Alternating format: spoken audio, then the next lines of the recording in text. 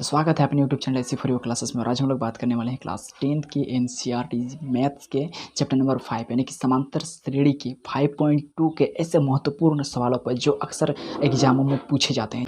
जैसे कि मैंने एक वाला क्वेश्चन ले लिया है कि प्रथम 40 धनात्मक पूर्णांक को जो 6 से विभाजित है का योगफल ज्ञात करना। इस टाइप से आपको भाषा के आधार पर क्वेश्चन पूछे जाते हैं। और इससे पहले मैंने छोटे छोटे क्वेश्चनों की किस प्रकार से बनाया जाता है उसका वीडियो मैंने बना दिया है, आप चैनल पे जा करके देख सकते हैं। तो चलिए इस प्रकार से भाषा के आधार पर दिए जाने वाले क्वेश्चन को हम लोग किस प्रकार से सॉल्व करेंगे वो देखते हैं। यहाँ हमें क्वेश्चन में क्या दिया गया, प्रथम 40 धनात्मक पूर्णांक पूछ रहे हैं, मतलब एन मेरे को दिया है कितना 40 तक 6 से विभाजित होने वाला।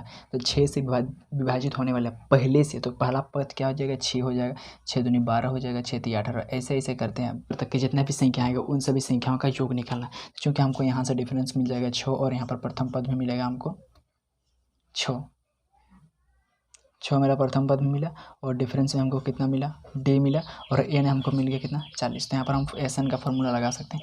एस एन बराबर होता है क्या n/2 इन डी, यही फार्मूला होता है। तो एस एन एन हमको मिला है कितना 40 तक का हमको ज्ञात करना है। तो ये 40/2 × 2 × ए हमको निकला है 6 प्लस ये 40 - 1 × डी निकला है 6। इसको सॉल्व करेंगे तो ये हो जाएगा मेरा 20 × 6 दूनी 12 प्लस 39 × 6। इसको सॉल्व करेंगे तो हो जाएगा 20 × 12 प्लस 6 × 4 4 हाथ में 5 7 18 19 20 21 22 23।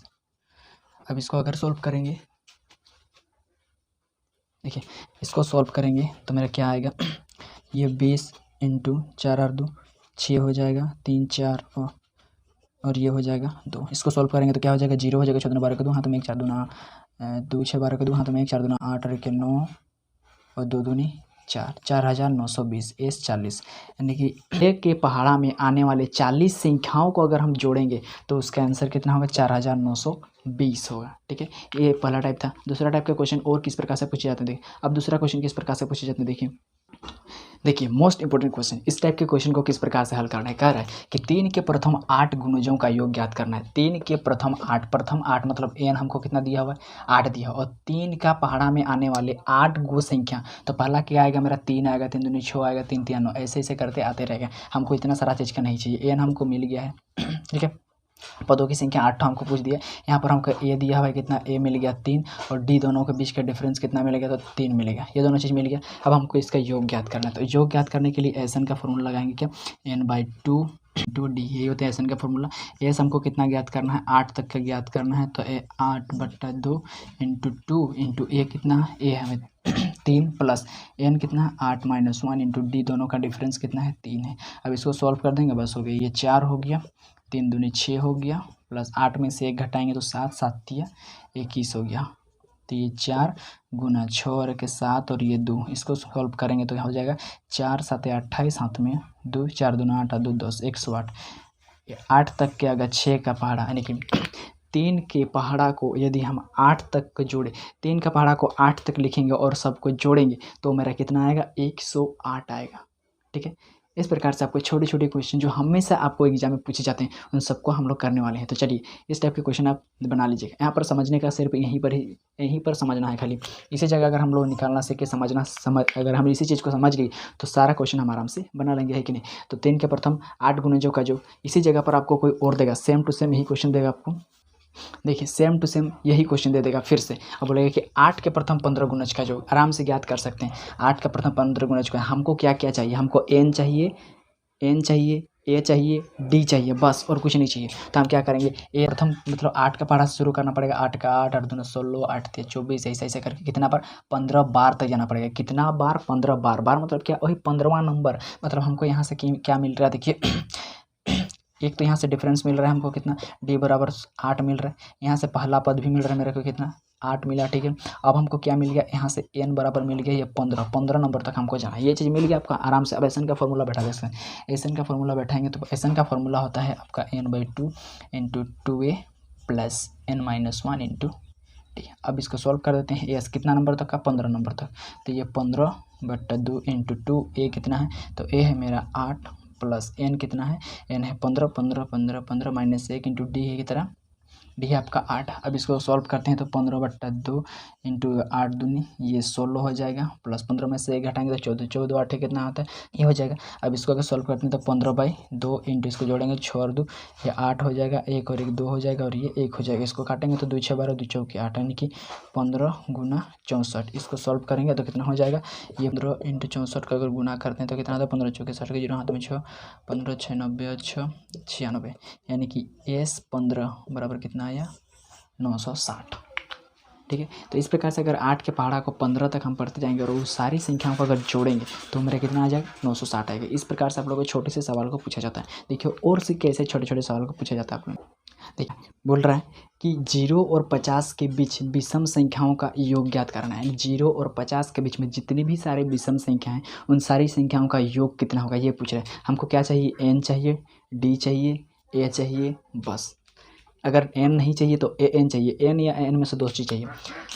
तो हमको क्या मिलेगा यहाँ पर 0 और 50 के बीच में, ये हो गया 0 और ये हो गया मेरा 50। इसके बीच में विषम संख्या एक होता है पहला, तो 2 आएगा, 2 नहीं होता है 3 आएगा, 5 आएगा, ऐसे ऐसे करते करते मेरा 50 तो सम संख्या ये मेरा 49 हो जाएगा, 49 हो जाएगा। तो इन सभी संख्याओं के भी एक का योग हमको ज्ञात करना है। तो यहाँ पर हमको पहला पद क्या मिलेगा, पहला पद मिलेगा क्या 1, डिफरेंस मिलेगा दोनों का कितना 2 का, 3 में से 1 घटाएंगे तो 2 मिलेगा। यहाँ पर अंतिम पद मेरे को मिल रहा है कितना, वो 49 मिल रहा है। अब अंतिम पद बोल रहा है हमें मेरे से n ज्ञात कर लो, चूँकि n बराबर 49 और n का फॉर्मूला होता है a plus n minus 1 into T बराबर 49।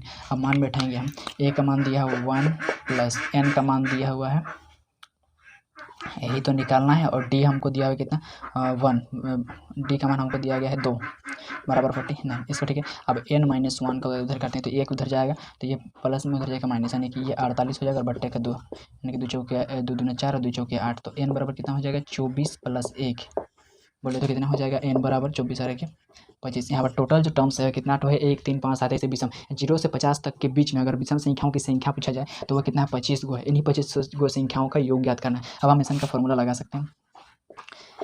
एसन बराबर क्या होता है, इस फार्मूला में लगा देंगे हम एस कितना 25, तो ये हो जाएगा 25/2 इंटू 2 इंटू ए कितना 1 plus n 25 minus 1 into D कितना कॉमन डिफरेंस 2।